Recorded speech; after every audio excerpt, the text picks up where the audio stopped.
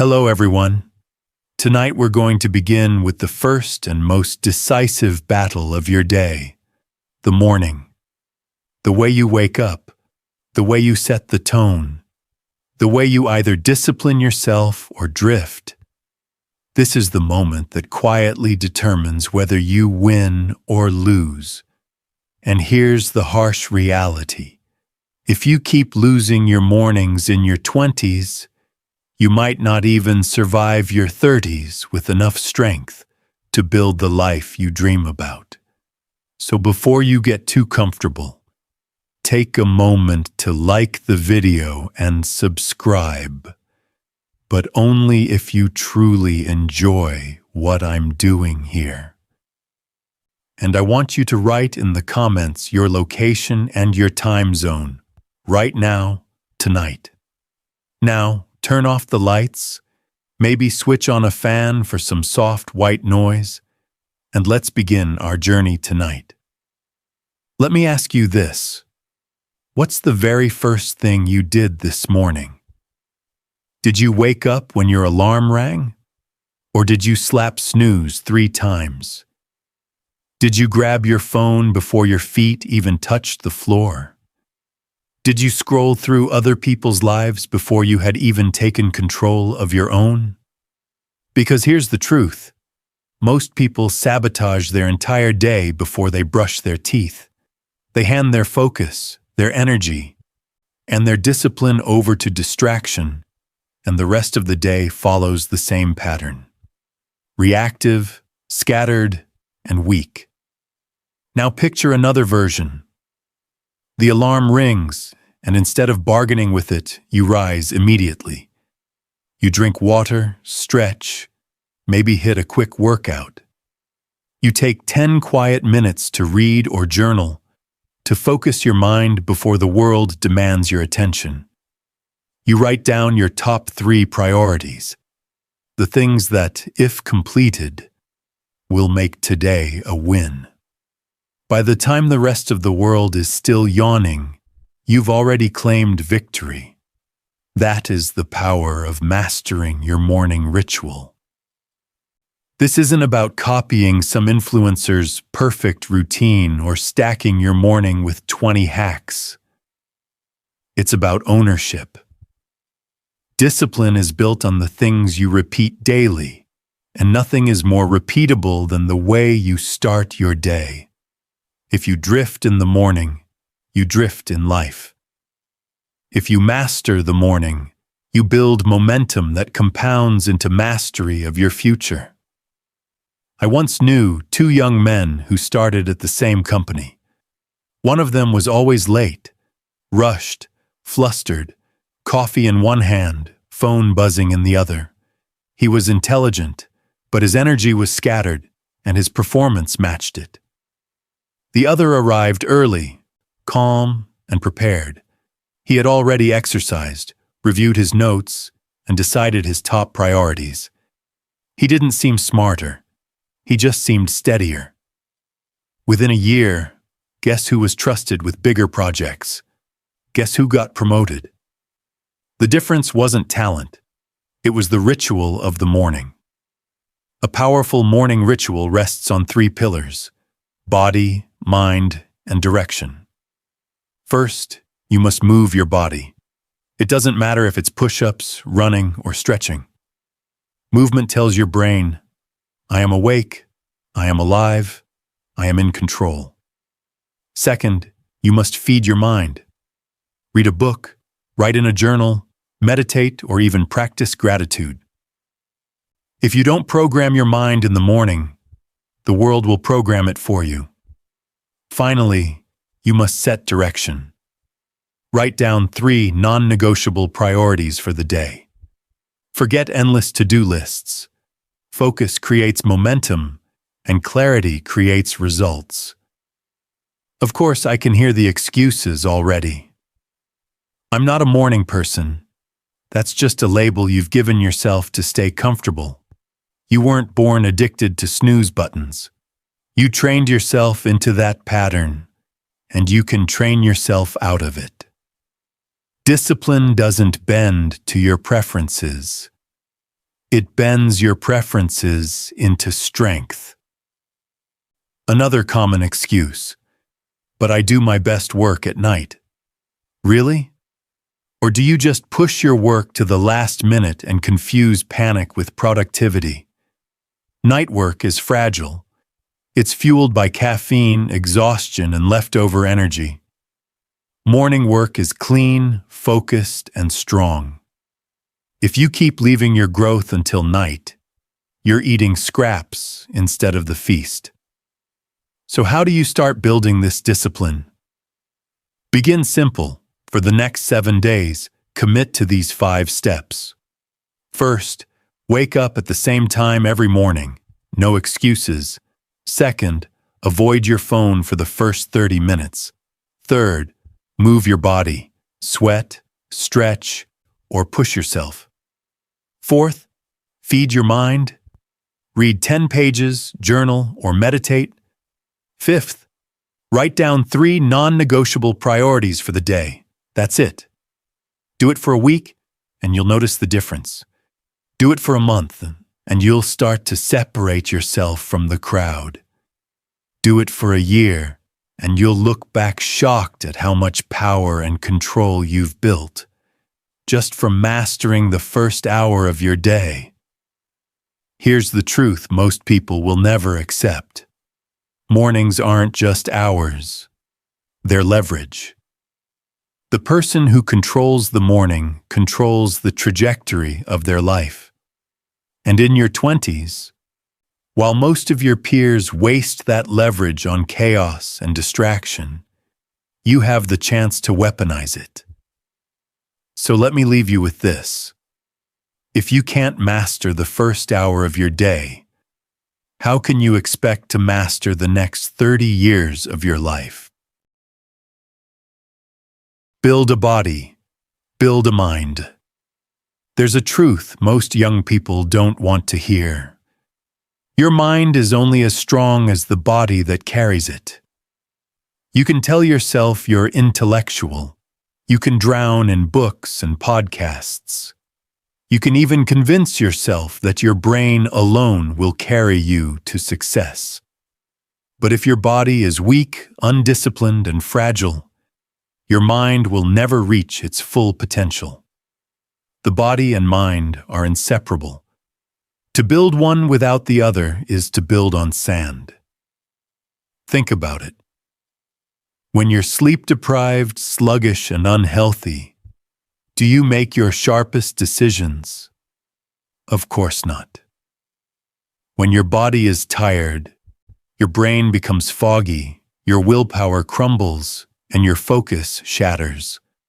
But when your body is strong, trained, and energized, your mind rises to match it. Confidence floods in, clarity sharpens.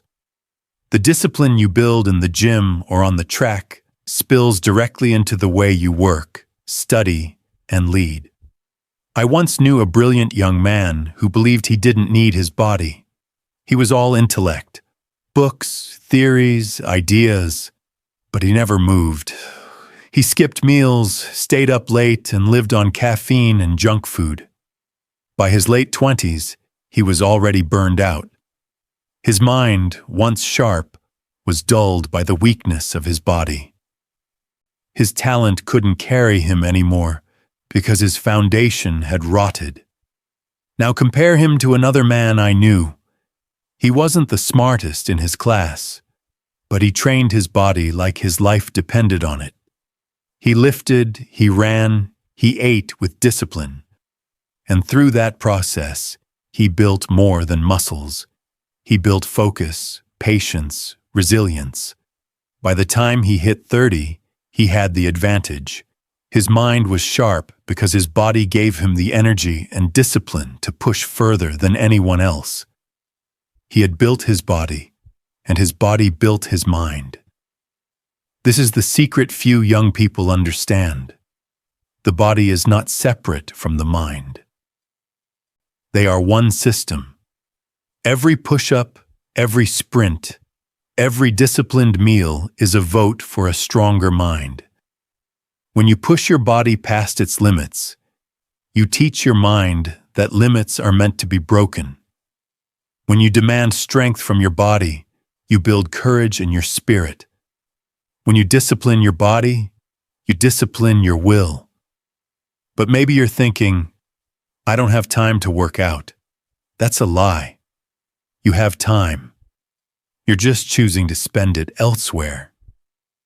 You'll waste hours scrolling, hours on meaningless entertainment, but you can't find 30 minutes to train. Be honest with yourself. It's not a lack of time, it's a lack of discipline. Or maybe you'll say, I don't like working out. Good. You're not supposed to like it all the time. Discipline isn't about doing what you like. It's about doing what you must. Growth is uncomfortable by design. Every drop of sweat is proof that you're trading weakness for strength. So how do you begin? Don't complicate it. Start simple. First, commit to moving your body every single day. It doesn't have to be extreme, push-ups, running, stretching, lifting, but it has to be consistent. Second, fuel your body like it's a machine you depend on. Food is fuel, not entertainment. Eat clean, hydrate, and cut out what makes you weak. Third, track your progress. Write it down, measure it, and demand improvement. Progress isn't about how you feel. It's about what you can prove. And here's what will happen. As your body strengthens, your mind will follow. Confidence will rise. Focus will sharpen. Discipline will spill into every part of your life.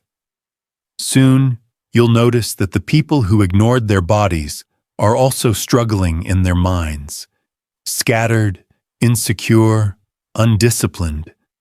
While they waste their 20s being too busy to train, you'll be building a foundation of strength that carries into every decade that follows. The truth is simple. The body is not decoration. It is the training ground for the mind. Build your body, and you build a vessel strong enough to carry your dreams. Ignore it, and you'll find that no amount of talent or intelligence can save you from the weakness that follows. So let me ask you tonight, if your body is the foundation of your mind, what kind of mind are you building on the foundation you have right now? Food is fuel, not entertainment. Most people in their 20s treat food like it's a toy, a comfort, or a social event. They eat to escape boredom, to numb stress, or to celebrate every little occasion. Food becomes entertainment, not fuel. And that's why so many young men and women stumble through their days sluggish, foggy, and weak. They don't understand the simplest truth. What you put into your body determines the strength of your mind. If you eat like a child, sugar, fast food, endless snacks, you will think and act like a child. If you eat like a disciplined adult, clean, intentional, strategic, you will build the clarity, focus, and energy that success demands. Before 30, you must decide which path you will follow. The easy pleasure of instant taste, or the long-term power of disciplined fuel. I once knew a young professional who lived on pizza, energy drinks, and late-night fast food. He laughed it off, telling himself he was still young and had plenty of time to worry about health later. But by 29, his body was exhausted. He was constantly tired at work. His confidence collapsed, and his potential was strangled by his own habits. He thought he was free by eating whatever he wanted, but in truth, he was enslaved by cravings. Now compare him to another man in his 20s who treated food as fuel. He ate clean meals, cut the junk, and drank water instead of soda. It wasn't glamorous, and it wasn't always fun. But while his peers were crashing from sugar highs, he was sharp and steady. While others dragged through afternoons, he was still focused and productive. By 30, his discipline in food had compounded into strength, health, and confidence that no short-term pleasure could match.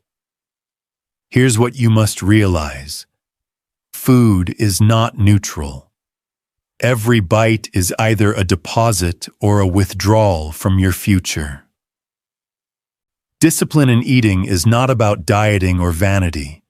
It's about energy. It's about fueling your body so your mind can operate at its peak. Weak fuel produces weak focus. Strong fuel produces strong action. Of course, some of you might say, but I don't want to be obsessed with food. Discipline isn't obsession, it's clarity. You don't need to count every calorie or weigh every bite. You simply need to understand that your body is an engine, and engines run best on quality fuel. Would you pour cheap oil into a race car and expect it to perform? Then why do you pour junk into your body and expect to dominate in life? Others might argue, but eating clean is boring. Yes, it might feel boring in the moment. But you know what else is boring? Being tired all the time, struggling to focus, watching your peers outperform you because you traded discipline for dessert. True excitement comes not from taste, but from what your energy allows you to accomplish. So how do you start? First, cut out the obvious poisons: soda, excessive sugar, fast food. Second, hydrate. Water is the simplest performance enhancer you're ignoring. Third, build consistency with clean, simple meals: lean proteins, vegetables, whole foods. Fourth, treat meals as fuel stops, not entertainment breaks. Eat to prepare for the next battle, not to escape the current one. Fifth, listen to your body. Notice how energy, focus, and mood shift depending on what you consume. That awareness alone will change your habits. Here's the truth. Food will either enslave you or empower you. In your 20s, you cannot afford to waste energy. Every ounce of focus matters. Every hour of productivity counts. If you eat like the undisciplined, you will live like the undisciplined. Tired, foggy, and stuck. But if you eat like the disciplined, you will think like the disciplined, and that will set you apart from almost everyone your age. So let me ask you, are you eating for comfort, or are you eating for war? Protect sleep like wealth. Sleep is the currency of performance. Yet most young people spend it like it's worthless. They trade hours of rest for late-night scrolling, empty parties, or one more episode. They tell themselves they'll catch up later, as if the body worked like a bank account. But here's the truth. Lost sleep is gone forever, and the price you pay is your future. If you treat sleep like an afterthought, you're stealing from yourself. If you treat it like wealth, you're investing in everything you want to become. Think about it. How sharp are your decisions when you've been up half the night? How disciplined is your willpower when your body is running on fumes? How strong is your focus when your brain is begging for recovery? The answer is obvious. Without sleep, your mind is dull, your emotions unstable, and your discipline fragile. No amount of caffeine can replace the power of true rest. I once knew a young man who prided himself on being busy. He stayed up until 2 or 3 in the morning, convincing himself that sacrificing sleep was a proof of his hustle. For a while it looked impressive. Long hours, constant activity. But slowly the cracks appeared. He made sloppy mistakes. His mood soured. His health collapsed. By the time he hit 30, he looked 10 years older than his peers. His hustle had robbed him blind. Now consider another man I knew. He wasn't flashy and he didn't brag about late nights, but he treated sleep like gold. He had a strict bedtime, a consistent wake-up time, and a ritual to wind down every evening. He protected his rest, and because of it, his energy was steady, his focus sharp, and his discipline unbreakable. By 30, while others were burning out, he was still rising. Sleep is not laziness. Sleep is leverage. It's the silent weapon that restores your body, sharpens your brain, and strengthens your willpower. Every hour of disciplined sleep adds to your wealth of energy. Every hour you steal from it is like burning money. Some of you might argue, but I can function on 5 hours. No, you can survive on 5 hours, but you cannot thrive. Survival is not the goal. Thriving requires recovery. Others will say, but I'll sleep when I'm dead. If you live undisciplined, that death will come faster than you think. Sleep isn't the enemy of success. It's the foundation of it. So how do you protect your sleep? First, set a bedtime and wake-up time and stick to it, even on weekends. Discipline is consistency. Second, cut screens at least 30 minutes before bed. The glow of your phone is stealing your rest. Third, create a ritual, reading, stretching, journaling, to signal your body it's time to recover. Fourth, make your environment a fortress, dark, cool, and quiet. Fifth, respect sleep like you respect money. Track it, value it, and protect it from thieves. Here's the truth. Before 30, you're building momentum that will shape the rest of your life. You cannot afford to throw that away for late-night distractions. Protecting your sleep isn't weakness. It's strategy. It's how you ensure that when opportunity comes, you have the energy to seize it. So let me ask you, if your sleep is wealth, are you investing in your future, or are you going broke every night without even realizing it? Control the screen, control yourself. Screens are the most seductive thief of your generation.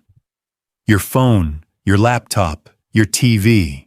Every glowing rectangle is designed to pull you in and keep you there. Hours vanish into endless scrolling, mindless videos, and dopamine hits that feel like pleasure, but leave you empty. The harsh truth is this: if you don't control the screen will control you. And once it does, you've surrendered the most valuable resource you have, your attention. Think about it. How many times have you picked up your phone to check one message, only to find that 30 minutes disappeared into a black hole of notifications? How often do you tell yourself just one more episode, and suddenly it's 2 a.m.? These screens don't just waste time. They train your brain to be weak, reactive, and addicted. They destroy the very discipline you're trying to build. I knew a young man who was brilliant in potential, but powerless in reality. He had dreams of starting his own business, learning new skills, and traveling the world. But every evening, instead of working on his future, he sat in front of a screen, lost in games and shows. He thought he was relaxing, but what he was really doing was eroding his willpower.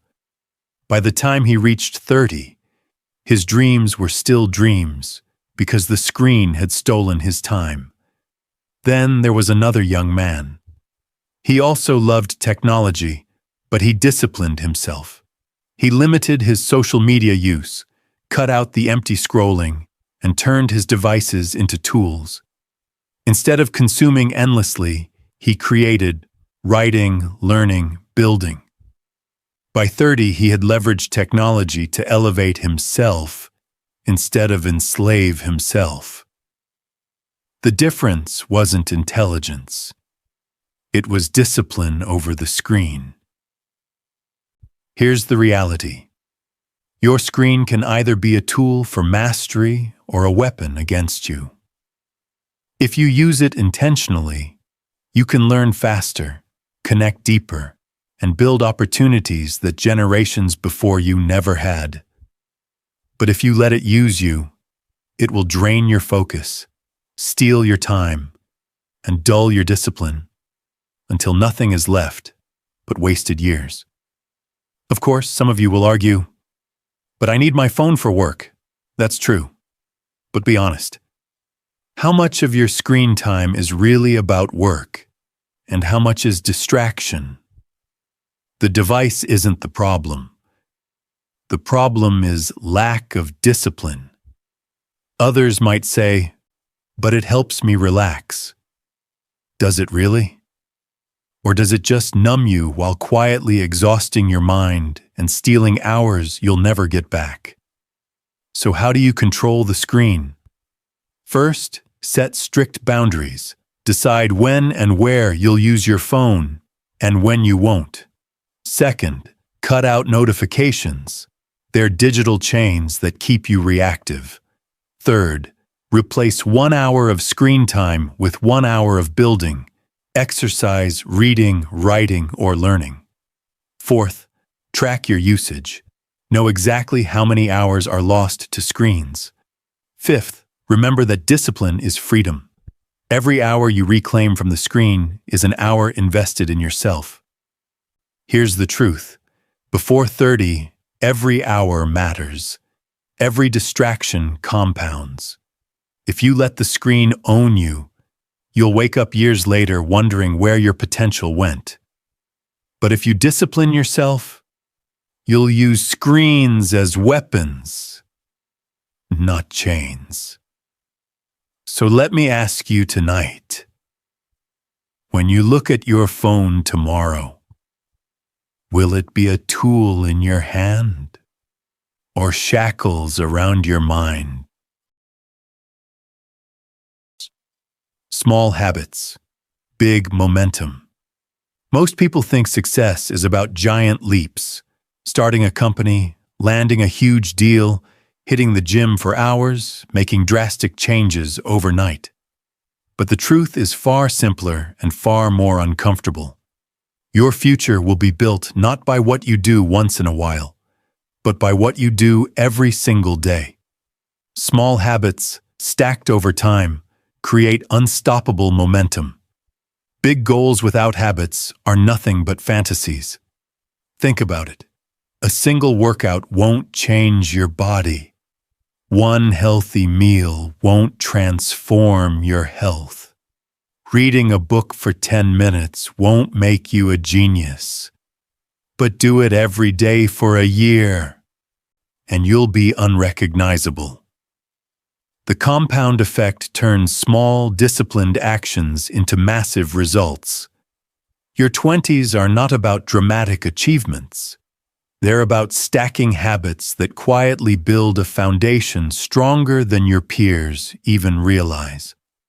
I once knew a young man who was obsessed with big change.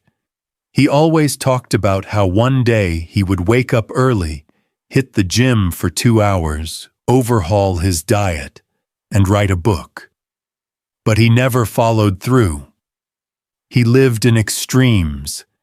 Intense bursts of effort followed by long stretches of collapse. By his late 20s, he was still stuck in the same place because he never learned to master the small. Now compare him to a young woman who built her life differently. She didn't try to transform overnight. She simply started waking up 15 minutes earlier. She replaced soda with water. She read 10 pages before bed. These habits seemed insignificant at first, but they stacked. The earlier wake-up gave her time to exercise. The reading sharpened her mind. The discipline around food gave her energy. By 30, she wasn't extraordinary because of one massive achievement. She was extraordinary because her habits had created extraordinary momentum. That's the power of small habits. They are invisible in the short term, but undeniable in the long term. They work quietly, without applause, until one day the results scream so loudly that everyone else finally notices. But I know what some of you are thinking. It's too slow. I want results now. That impatience is why most people fail. They want instant gratification, so they chase quick fixes, fad diets, crash programs, shortcuts. But shortcuts collapse while habits compound. The slow path is the only path that lasts. Others might argue, but small habits feel meaningless. That's because you're judging them too soon. A single brick looks insignificant, but stack enough and you have a fortress. A single step feels tiny, but take them daily and you've crossed miles. The power is not in the size of the habit, it's in the consistency. So how do you start building small habits that matter? First, pick one discipline that aligns with your bigger goal. Wake up earlier, drink more water, read daily. Second, make it so small you can't fail. Third, attach it to something you already do. Journal after brushing your teeth, stretch before bed. Fourth, track it daily so you can see progress. Fifth, let momentum carry you. One small win fuels the next. Here's the truth. Your 20s will not be defined by dramatic events, but by the small, invisible choices you make every day. Small habits will either build you into someone unstoppable or chain you to mediocrity. The choice is yours. So let me ask you, are your habits building momentum toward the life you want? Or are they quietly destroying the future you'll regret? Train the mind with pain.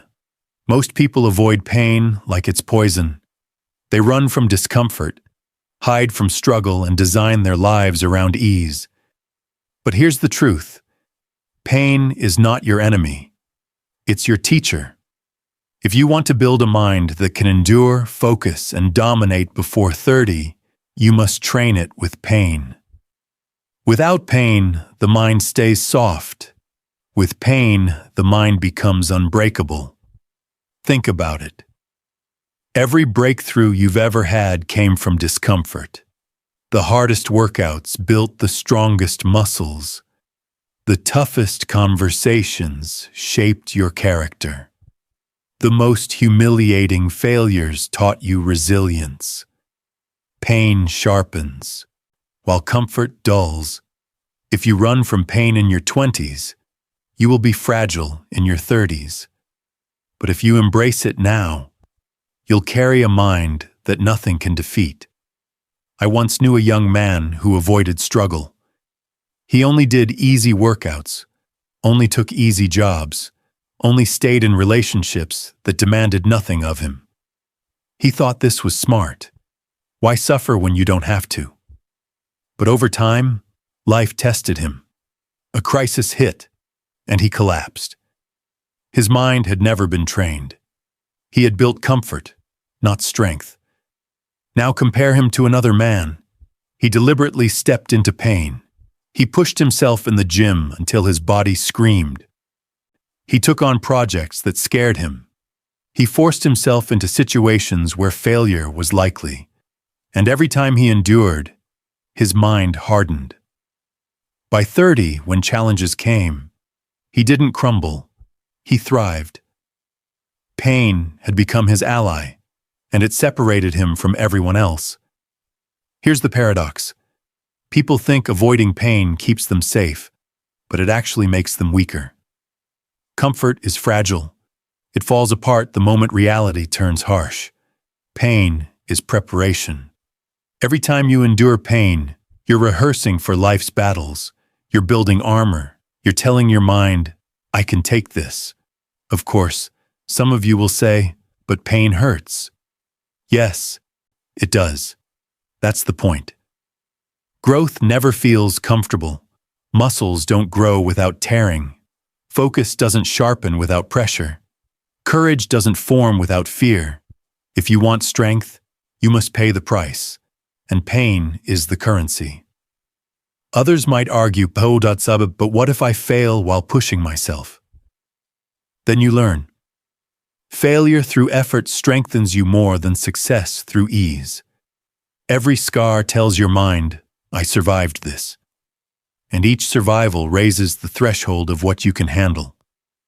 So how do you train the mind with pain? First, push your body. Physical training is the fastest way to teach mental resilience. Second, take on challenges that scare you. Projects, conversations, risks. Third, step into discomfort daily, even in small ways. Cold showers, fasting, public speaking. Fourth, reframe pain, not as punishment, but as proof of growth. Fifth, repeat until pain feels less like a threat and more like a companion. Here's the truth. The difference between the weak and the strong isn't talent, it's tolerance. The weak avoid pain, so life breaks them. The strong train with pain, so life bends to them. Your 20s will give you plenty of chances to choose. Retreat into comfort, or step into discomfort and build a mind forged in fire. So let me ask you, when pain knocks on your door tomorrow, will you run from it? Or will you invite it in and let it sharpen you into someone unstoppable? Kill distractions, build strength. Distraction is the silent killer of potential. Most people don't fail in their 20s because they lack talent or opportunity. They fail because their attention is scattered across 1,000 meaningless things. Every ping, every notification, every idle conversation pulls them further from their purpose. The harsh truth is this: the strength of your focus determines the strength of your future. Kill your distractions, and you'll build a foundation that no one can shake. Think about how many hours you've lost to scrolling, gossip, background noise, and tasks that mean nothing. Think about the books you could have read, the skills you could have built, the projects you could have finished if your focus hadn't been hijacked. Every distraction steals not just time, but energy, clarity, and momentum. A distracted man is a weak man. A focused man is unstoppable. I once knew a young professional who was always busy. His phone buzzed every minute. His desk was covered in clutter, and his mind was constantly pulled in 10 directions. He prided himself on multitasking, but the truth was obvious. He never finished anything. His energy was drained before noon, and by 30, he had nothing to show for all his activity. Now compare him to another young man who lived with ruthless focus. He eliminated unnecessary apps, silenced notifications, and worked in blocks of deep concentration. He didn't chase every conversation or every shiny distraction. He chose his battles. And because of that, he got more done in one focused year than most of his peers did in 5. By 30, he wasn't just ahead. He was untouchable. Here's the reality. Distractions are not neutral. They don't just pause your progress, they reverse it. Every time you give in, You weaken your discipline. Every time you say yes to distraction, you say no to growth. And the worst part? Most people don't even realize their bleeding potential because distraction feels normal in this world. Some of you might say, "But I need breaks." Yes, you do. But there's a difference between purposeful rest and mindless distraction. Rest recharges you. Distraction drains you. Others will argue, "But I can multitask." That's a lie you tell yourself. Multitasking's just doing multiple things badly at once. True strength comes from the discipline of single focus. So how do you kill distractions? First, audit your environment. Remove what pulls your attention from what matters. Second, control your phone. Delete toxic apps, silence notifications, and set strict usage times. Third, create focus blocks. Dedicated hours for deep work with no interruptions. Fourth, protect your space. Clear your desk, close your door, set boundaries. Fifth, practice saying no to people, to noise, to anything that weakens your focus. Here's the truth. Success doesn't always go to the smartest, but it almost always goes to the most focused. Before 30, you don't need to do everything. You need to do the right things with ruthless clarity.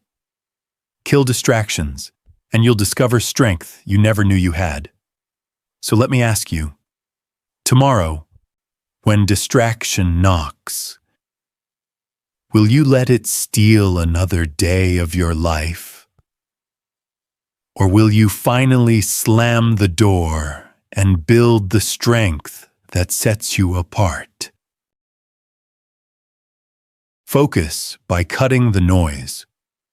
The world today is drowning in noise. Opinions flood your feeds. Advertisements scream for your attention. And everyone around you has something to say about how you should live your life. If you're not careful, that noise will bury you alive. You'll confuse movement with progress, chatter with wisdom, and distraction with opportunity. The truth is simple. Clarity comes from subtraction, not addition. To focus, you must cut the noise. Most young people try to do everything. They chase every trend, say yes to every invitation, and consume information non-stop. They think being busy means being productive, but busyness is just disguised weakness. A life full of noise is a life without depth. You cannot master your 20s if your attention is divided into 1,000 shallow pieces. I once knew a young man who prided himself on being connected. He always had podcasts playing, news alerts buzzing, and group chats exploding with conversation. He told himself he was learning, staying informed, and building relationships. But his results told another story. He was constantly scattered, always overwhelmed, and rarely completed anything meaningful. His mind was a crowded room, and in that chaos, he lost himself. Then there was another man who took the opposite path. He cut the noise. He limited what he consumed, ignored gossip, and refused to chase every new idea. His life looked quiet from the outside, but inside it was focused and powerful. He chose a few things that mattered, went deep, and ignored the rest. By 30, he wasn't just surviving, he was leading.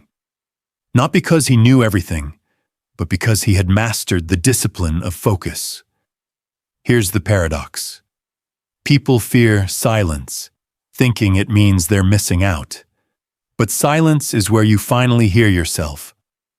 Cutting noise doesn't make your life smaller. It makes it sharper. The world will always scream for your attention, but your future belongs to what you choose to listen to. Some of you might argue, but I need to stay informed. Really? Or do you just need constant stimulation because you're afraid of boredom? True growth doesn't come from consuming more. It comes from doing more with less. Others might say, "But if I ignore noise, I'll miss opportunities." Wrong. The right opportunities become clear when you cut the wrong ones out. Noise doesn't create opportunities, it hides them. So how do you focus by cutting the noise? First, limit your inputs. Choose a few sources of information and ignore the rest. Second, practice silence. Spend part of your day without music, chatter, or distractions. Third, choose depth over breadth. Master one skill instead of dabbling in 10. Fourth, set boundaries with people who bring constant drama or gossip. Fifth, remind yourself that your energy is finite. Don't waste it on noise that adds nothing. Here's the truth. Your 20s are too important to waste on clutter. If you don't cut the noise, you'll spend your best years drowning in other people's voices instead of building your own. But if you have the courage to subtract, you'll gain the clarity, focus, and strength that most people never find. So let me ask you, is your life full of depth or just full of noise? The power of saying no. Most people ruin their 20s not because they don't have opportunities, but because they say yes to the wrong ones. They say yes to every party, every distraction, every obligation that steals time from what actually matters. They think saying yes makes them likable, flexible, and ambitious. But here's the truth. The power that separates the strong from the weak is the power of saying no. Every yes is a contract with your future. Every no is protection of your destiny. Think about it. Your time, your energy, your focus, these are finite. Every time you say yes to something meaningless, you say no to something meaningful. Most people don't fail from lack of talent. They fail because they drowned in commitments that didn't serve them. Their calendars were full, but their lives were empty. I once knew a young woman who couldn't say no. She agreed to every invitation, every extra project, every favor. She wanted to please everyone. But in the process, she lost herself. She was exhausted, unfocused, and resentful. By the time she realized it, years had vanished into obligations that had nothing to do with her goals. Now compare her to another young man. He was ruthless with his time. He said no to gossip, no to toxic people, no to opportunities that weren't aligned with his vision. At first, people thought he was cold or arrogant, but by 30, those same people respected him. Why? Because he had built something real. His no's created the space for his best yeses. Here's the paradox. When you say no, you don't lose friends. You reveal which ones were never friends in the first place. When you say no, you don't miss opportunities. You create space for the ones that actually matter. Weak people say yes to stay liked. Strong people say no to stay aligned. Of course, some of you might argue, but I don't want to disappoint people. Listen carefully. You are already disappointing your future self every time you say yes to someone else's agenda. You cannot please everyone and win at life. You must choose. Others might say, but what if I miss out? Fear of missing out is the lie that keeps people mediocre. The truth is, by saying yes to everything, you're already missing out on the life you could have built. So how do you master the power of no? First, get clear on your priorities. If it doesn't serve them, it's a no. Second, Create boundaries. Decide in advance what you will and will not give your time to. Third, practice small no's. Decline one invitation this week that doesn't matter. Fourth, replace guilt with pride. Every no is a victory for your future. Fifth, remember this. Every yes must earn its place. If it's not a hell yes, it's a no. Here's the truth. Your 20s are the most dangerous time to waste. If you say yes to everything, you'll wake up at 30 with nothing that matters. But if you say no with discipline, you'll build a life on your terms. So let me ask you tonight, are you strong enough to say no today so you can say yes to the life you actually want tomorrow? Track, measure, dominate discipline without measurement is just guessing. You can tell yourself you're improving. You can feel like you're working hard. But unless you track and measure, you don't truly know. And if you don't know, you can't dominate. Winners in any field are not just disciplined. They are accountable to data. They measure progress, adjust with precision, and refuse to lie to themselves. That's why they win. Think about it. If you walk into the gym and lift the same weight every week without tracking, you'll fool yourself into thinking you're consistent. But consistency without progression is stagnation. If you save money but never track where it goes, you'll wonder why your account never grows. If you tell yourself you're working hard but can't measure results, you're probably just busy, not effective. Tracking is truth. It reveals whether you're moving forward or running in circles. I once knew a young man who lived purely on feeling. He felt like he was eating healthy, felt like he was being productive, felt like he was improving. But when he looked back after 5 years, nothing had changed. His body was the same. His bank account was the same. His life was the same. Why? Because feelings are liars. Without numbers, he had no accountability. Now compare him to another man. He tracked everything. His workouts, his meals, his spending, his reading, written down, measured, and reviewed. He didn't rely on memory or mood. He relied on data.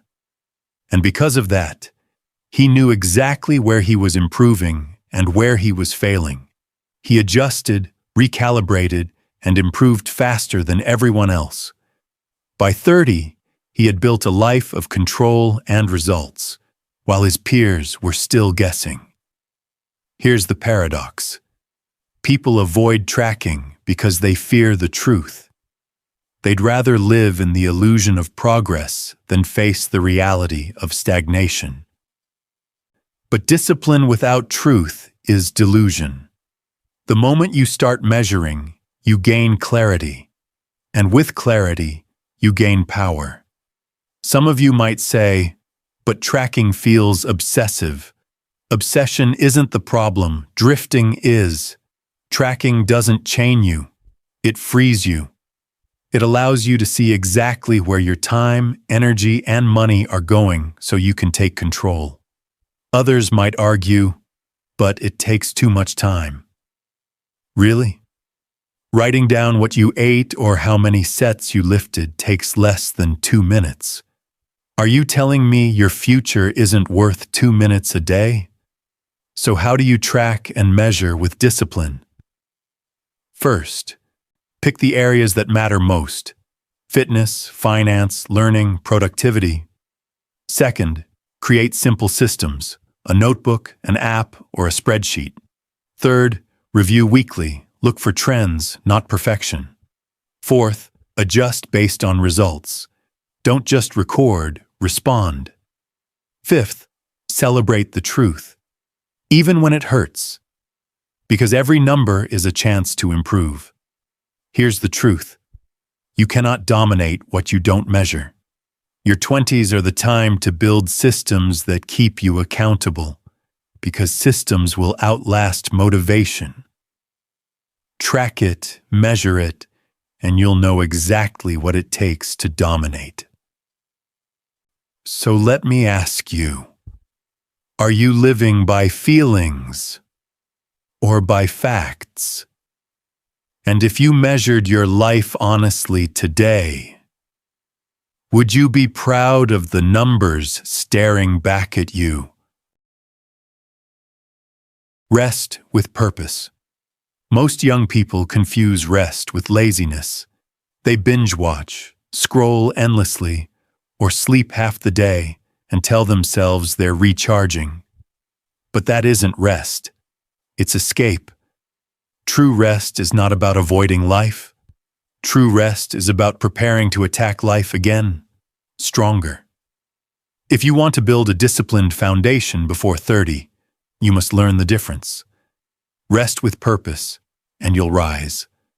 Rest without purpose, and you'll decay. Think about it.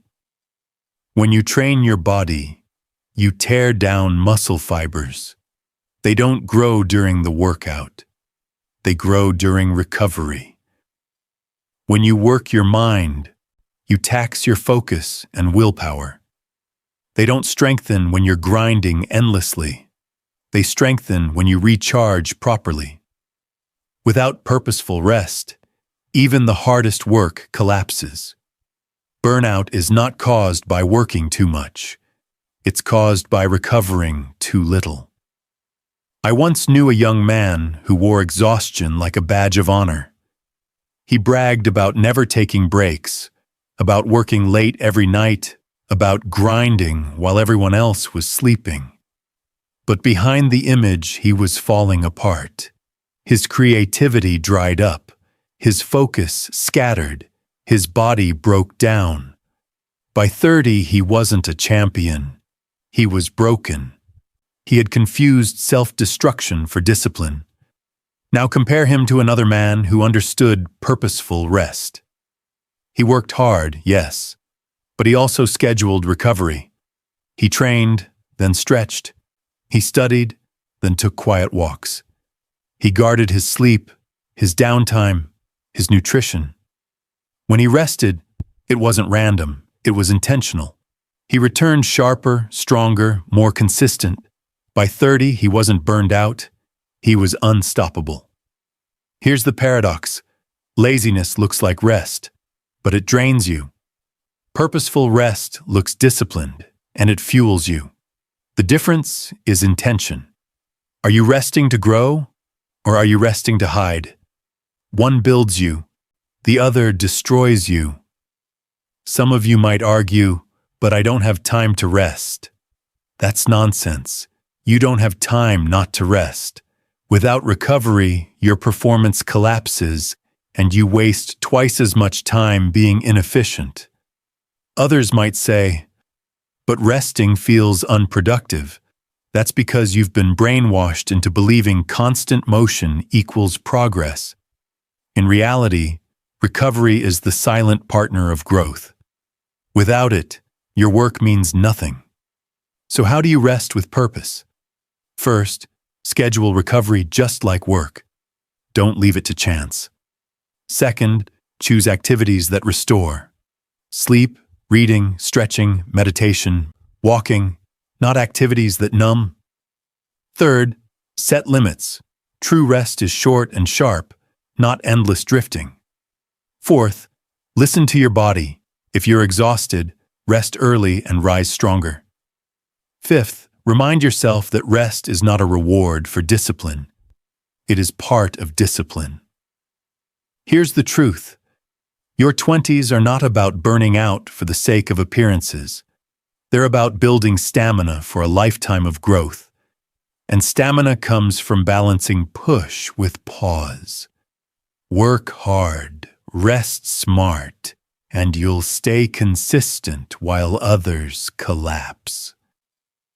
So let me ask you, are you resting in a way that fuels your next battle?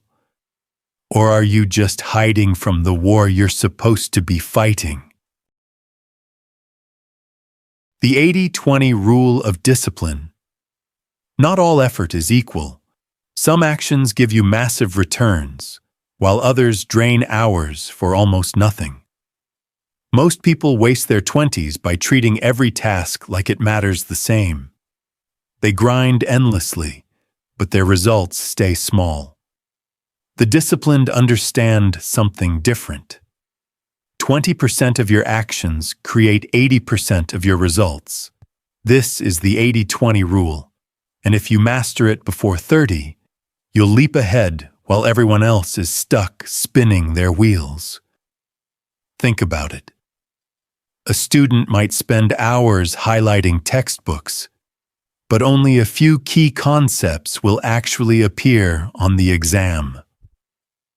An entrepreneur might chase dozens of small opportunities, but only one or two will drive real revenue. A young professional might spend half their day on emails, meetings, and chatter, but only a handful of tasks actually move their career forward. Most effort is wasted effort. The disciplined don't just work hard, they work smart. I once knew a man who prided himself on being busy. His calendar was full, his to-do lists endless, his days exhausting. He looked productive, but his results were mediocre. He never stopped to ask, which of these tasks actually matter? By his late 20s, he was burned out, but not much further ahead than when he started.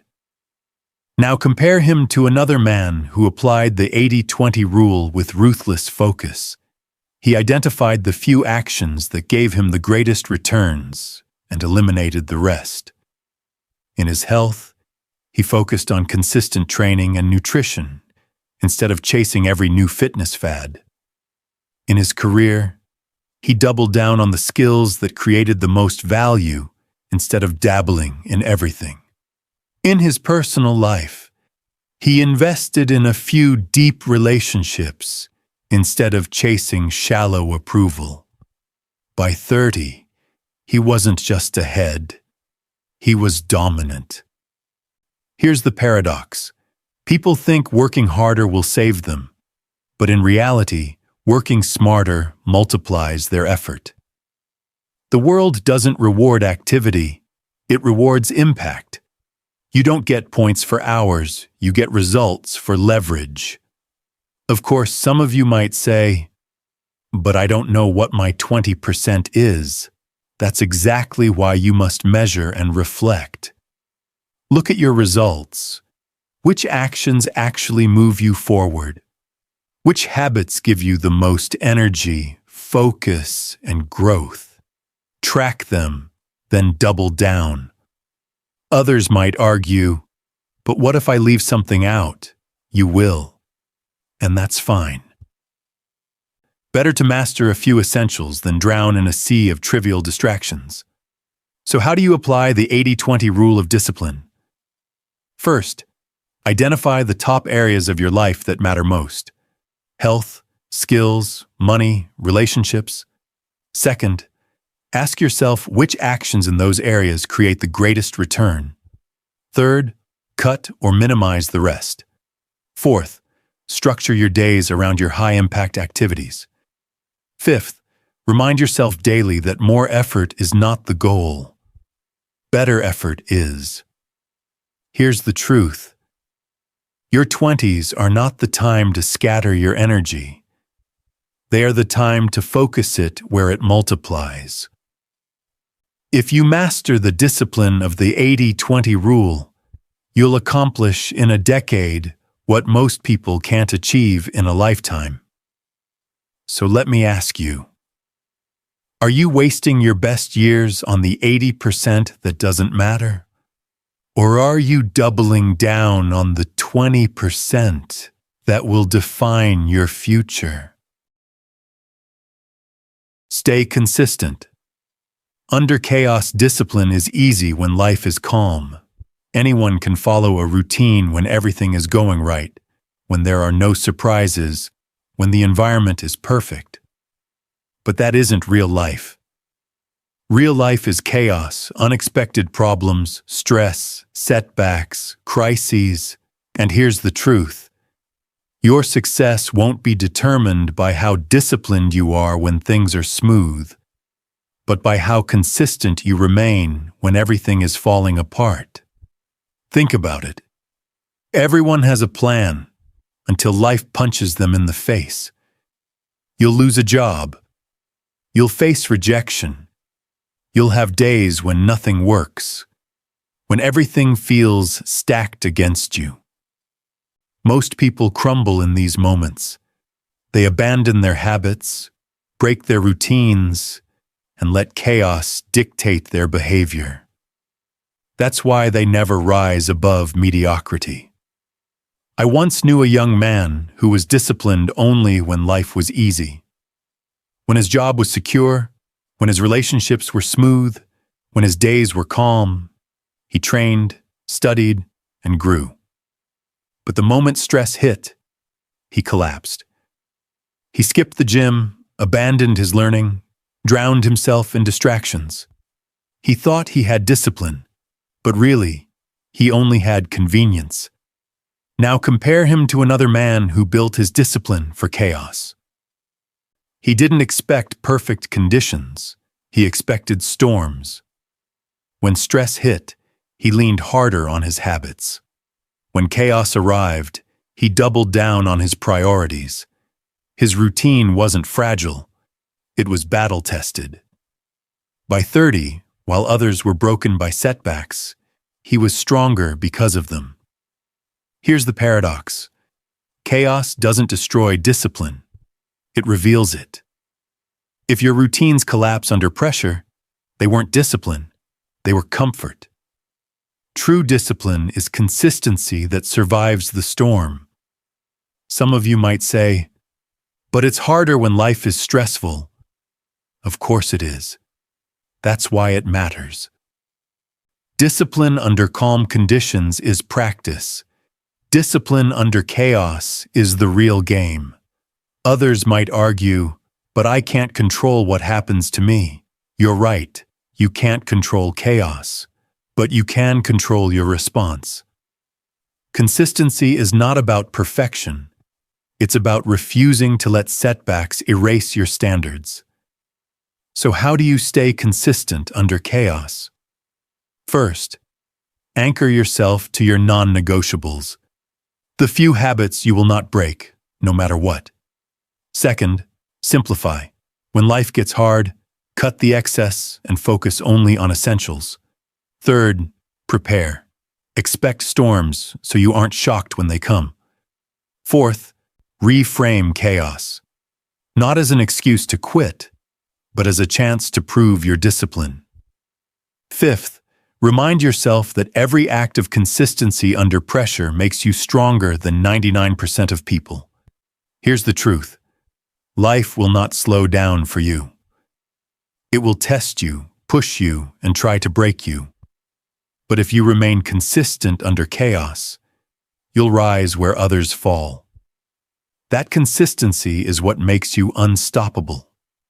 So let me ask you tonight, when the next storm hits, and it will you let it break your habits?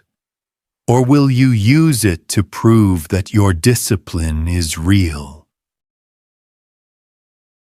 Balance creates power.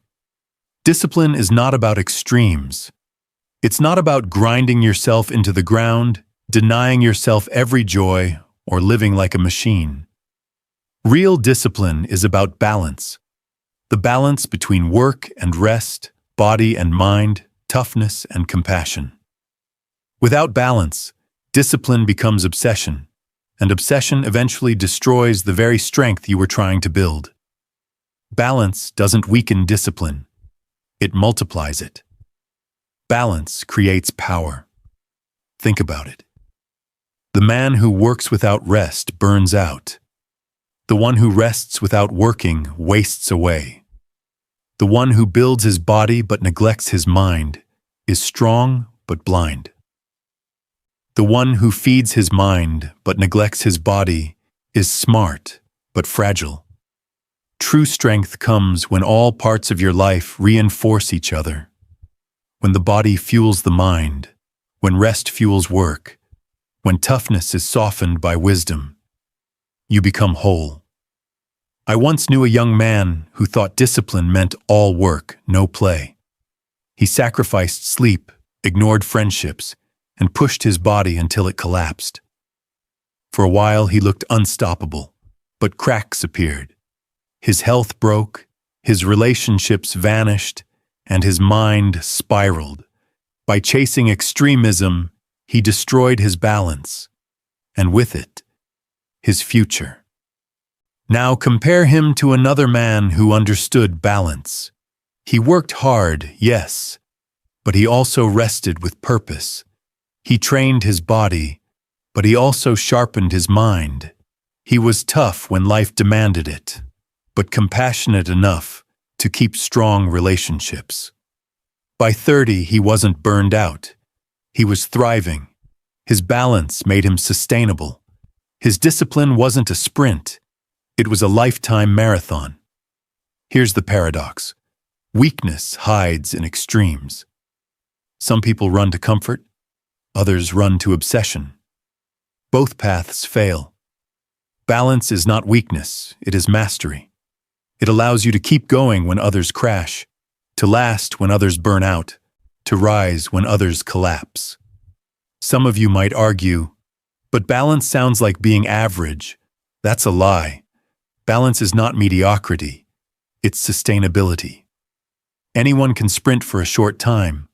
Few can endure for decades. Balance is what keeps you in the game long enough to win it. Others might say, but shouldn't I go all in while I'm young? Yes, go all in on discipline. But discipline includes balance. You don't have to choose between health and success, between rest and work, between strength and compassion. You choose both in the right measure. So how do you create balance with discipline? First, treat your health as equal to your work, because without it, work collapses. Second, schedule rest with as much seriousness as effort. Third, train both body and mind. Neither can be neglected. Fourth, build relationships that fuel you, not drain you. Fifth, remind yourself that life is not a sprint. It's a marathon. Only balance keeps you running strong. Here's the truth. Discipline is not about punishment. It's about power. And power comes when every part of your life is aligned, strengthened, and sustainable. Balance is not the enemy of discipline. It is the crown of discipline. So let me ask you, are you living in balance that will make you powerful for decades? Or are you burning yourself out in extremes that will leave you broken before 30? Discipline is not punishment. It's freedom. It's the formula that separates those who waste their 20s from those who build a foundation for decades of strength. If you've followed this journey, you know now that every choice is a vote for the future. Small habits, stacked daily, become the identity that carries you forward. But knowledge without action is nothing. Discipline lives only in what you do. So here's what I want you to do right now. First, choose one habit from this book and start it today. Not tomorrow, today. Second, commit to tracking it for 30 days. Don't trust memory. Trust proof. Third, share this message with someone who needs it. Discipline multiplies when it spreads. And if you've been listening here, remember, your support is the fuel that keeps this mission alive. Like the video, comment your thoughts, share it with someone who's drifting, and subscribe so you don't miss the next step. The discipline formula is no longer just words. It's your weapon. Pick it up, use it, and become unstoppable.